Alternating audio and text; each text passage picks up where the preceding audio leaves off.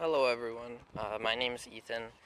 This is going to be my first YouTube video ever, and I just wanted to do a quick intro on, not really just a car, but I had something I had been working on for quite some time over the past year, and about 5 months ago in December I completed it, and now it's been running on the car. What those are some ITBs off of a Yamaha R1 motorcycle. Here's a little preview. But I'll give you an overview real quick of the car. I don't want to get too in depth because of just the fact that I'm trying to convey the ITB point across.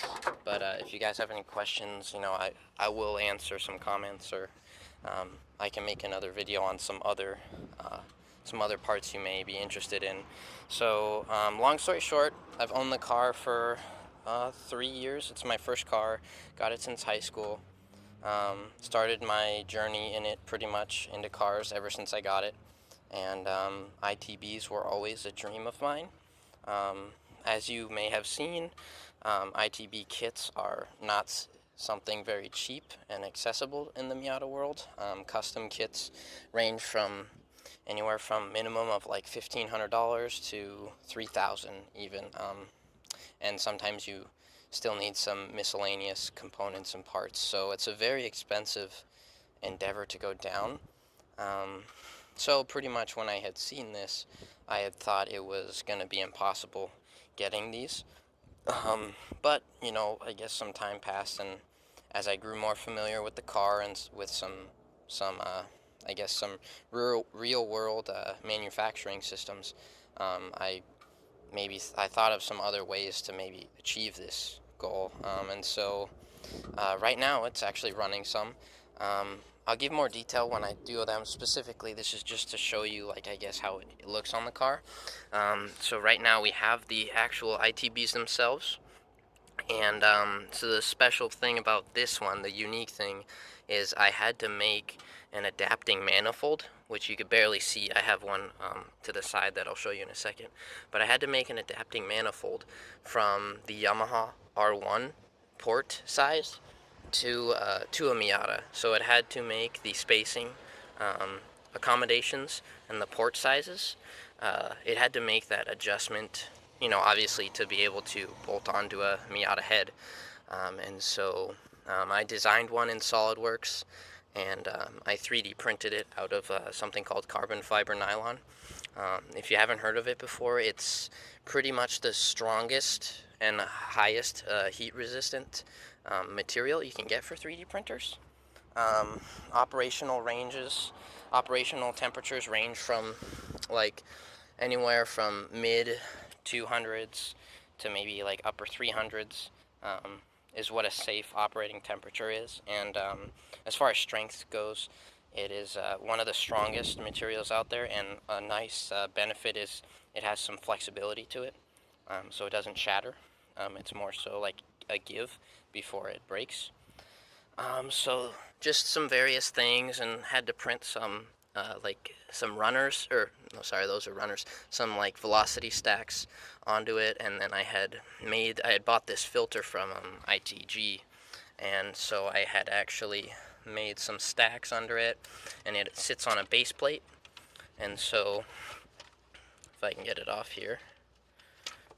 Alright, so I got it off, and yeah, you can see that I have some little some bell mounts here for, obviously smooth entrance for the air. And if you can see, I'm not sure if the lighting's there, but you can see the throttles opening. So I got it all set up, and I got some dyno numbers and everything. And as far as overall system-wise goes, if you're ever curious on how they're supposed to be plumbed, you take one tube, one map line from each cylinder, and you put it into a distribution block, and that's how you get your map signal. This one goes into my Megasquirt. I have a Megasquirt for this system, and so this one reads the map for the Megasquirt, and then this is my cruise control. Funny enough, I still have cruise control with ITBs. And then I use my brake booster right here, And then my idle air control valve goes into here. I had to make an adapting plate. This is where it pulls air from atmosphere, goes through the valve, and then based on how much it needs to pulse, it'll pulse air and let air back into the system. And on warm-ups and stuff, if you need more air or to idle higher, it'll push those, and then the 4 chambers will draw the air, and it'll be enough that you need for any sort of startup. And then as far as throttle linkage goes, I took the stock linkage off of Miata. Now the R1 and R6, the Yamaha uses like a keyed throttle, which I can show you more in depth on the individual sets, but I needed that, so I took that and I welded it onto the stock Miata wheel, and then I made a bracket coming off the valve cover for the throttle position, and so does a nice job pulling. And I just have some simple springs right here because there's not enough tension stock, and so it's not something perfect, but it provides enough resistance to where it feels like an actual pedal. And so, other mods, just really quickly on the car, it's got a racing beat header and a mid-pipe, resonated mid-pipe. It has a Borla muffler.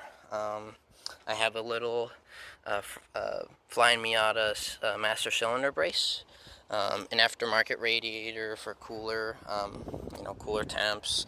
I have some Sparkle Sprints, an aftermarket wheel, a nice shifter, and some switches, the whole aftermarket ECU ordeal.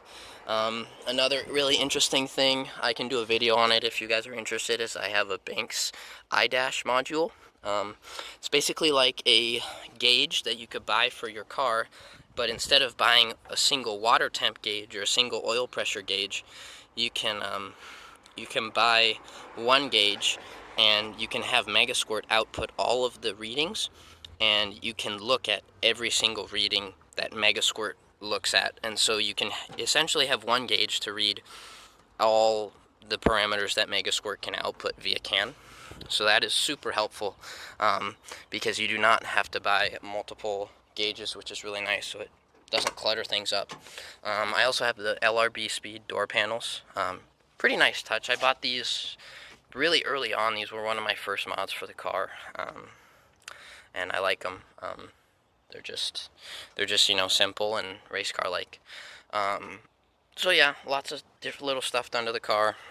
I'm sure you have seen it on a bunch of other Miatas, so I don't want to get too in depth with them. But going more into the ITB aspect of things, because that's what I feel this is kind of like a cool, interesting thing that most people haven't seen before.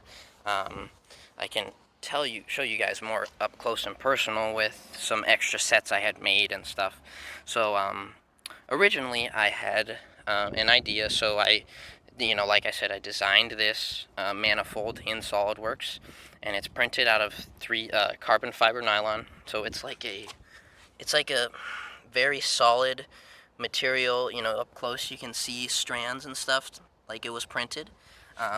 Do not let that fool you. This thing is extremely solid. If you guys are familiar with the company SEMA at all, the company that puts the car show on, they make intake manifolds for customers using this, and they offer it as a service, so you can, enter all of give them all your files, and they'll print them for you at a cost, of course.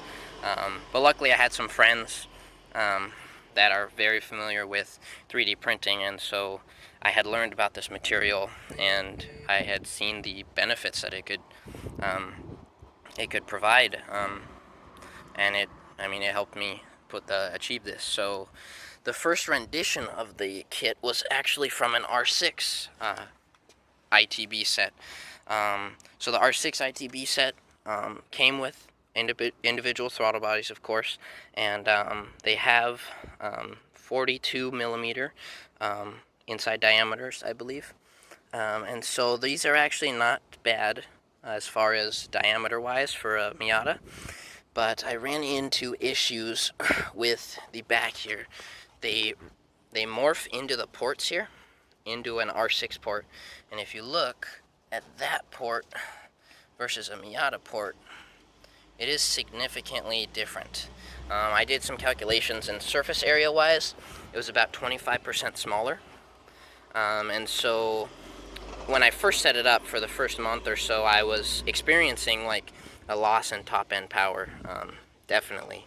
And so I had done some things to try and, I guess, see if I could eliminate those problems, but I ended up just needing not necessarily bigger bores, but I needed a bigger port that comes out of, and I had been familiar with the Yamaha ones because I had gotten a set, and so I know people do the Suzuki conversions which don't have this neck. It's a perfect circle behind, but I liked the way the Yamaha throttle set had incorporated a lot of things, so I stuck with them.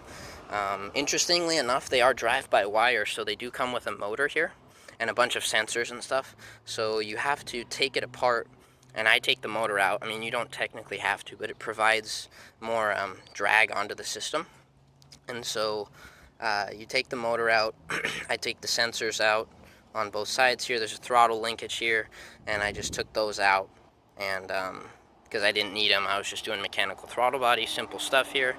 So I took that out, saved some weight, and just made everything nice and compact and simple.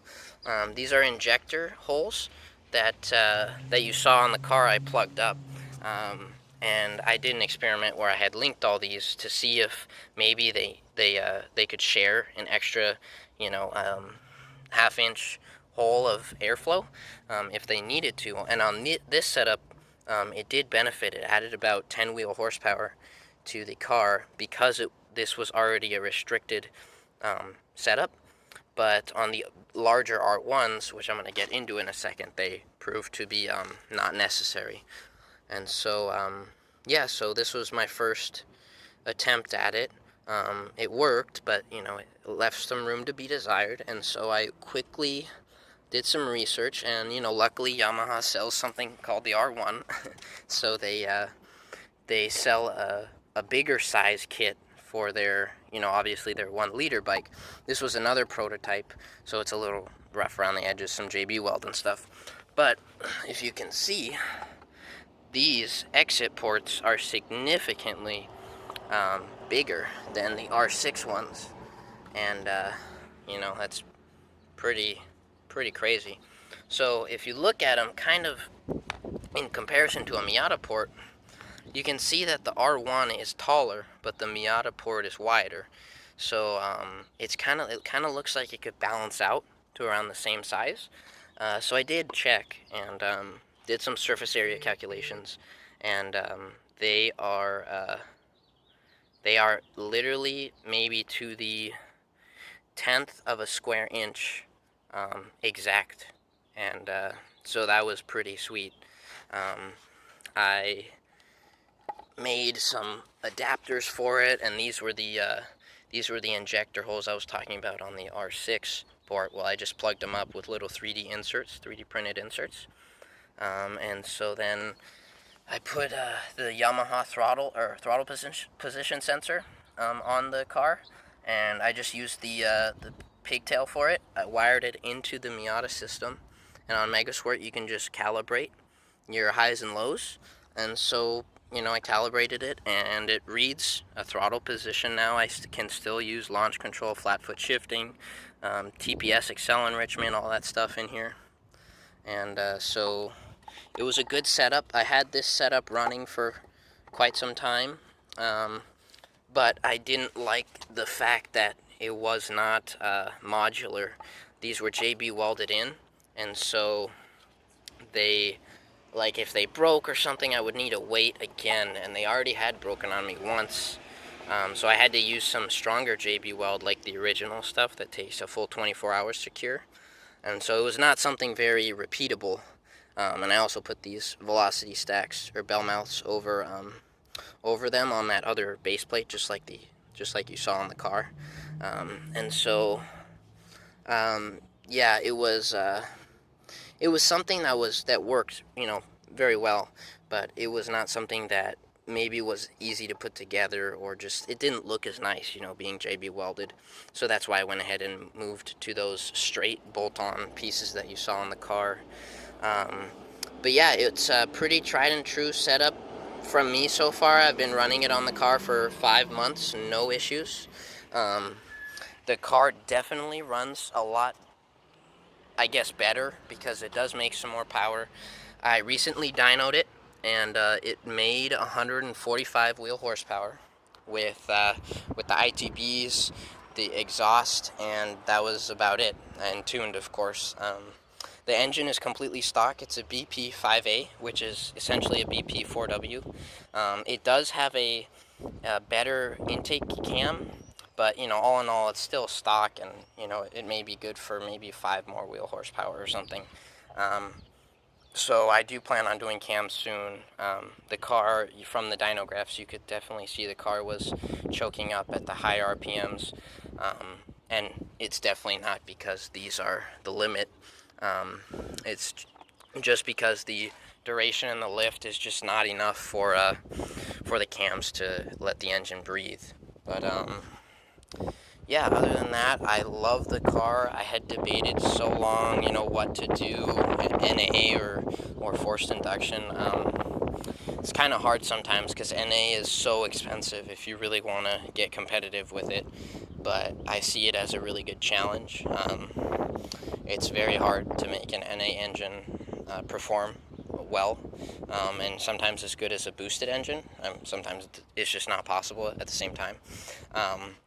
But I felt NA was going to be a good challenge, something where I could learn the most, and I could definitely say it's proved to be a very very informative journey to go down.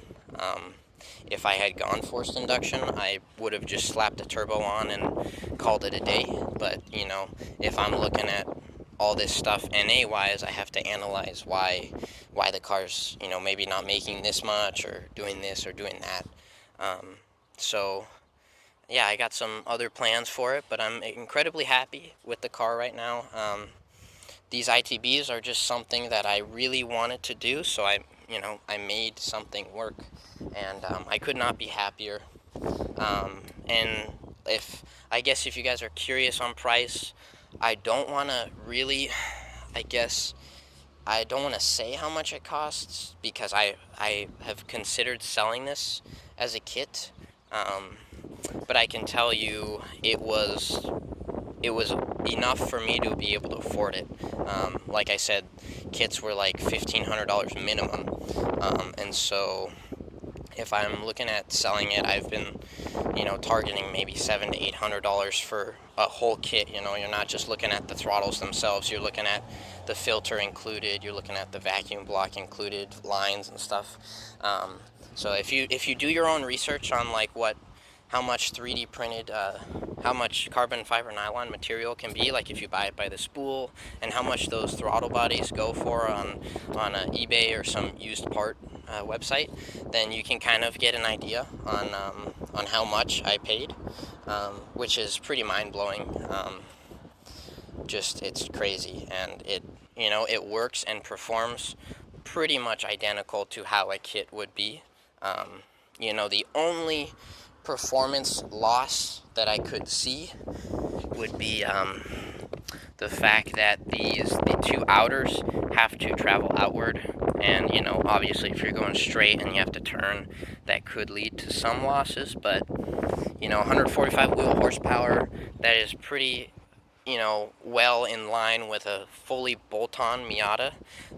Pretty much, honestly, to be honest, right now the ITBs are not even needed. I could slap on a regular manifold and make the same power, but it's for that that extra 30 horsepower that I'm going for to like 170. That's where those will really be needed. Yeah, lots of NA guys that do similar setups as I've been looking up constantly. 145, 150 maximum. Maybe if you have a VVT engine, 150 to the wheels. But you really have to start digging into the engine to go a little higher. Obviously, Miata engines weren't made to be pretty advanced at all. They're just simple front wheel drive hand-me-downs. So yeah, there's a little overview of the car. I hope this video is not too long, but I wanted to be pretty descriptive on it.